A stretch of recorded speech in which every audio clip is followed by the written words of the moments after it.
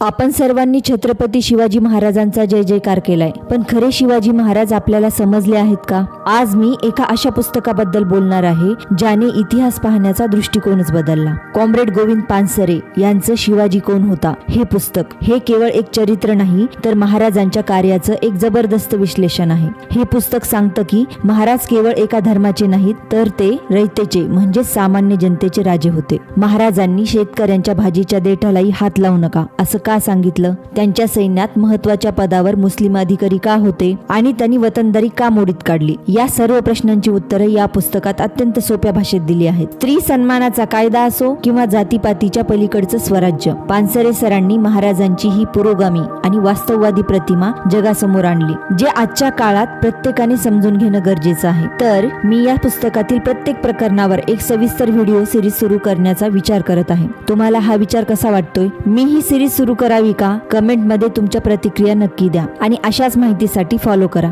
Jai Jijau, Jai Shivray.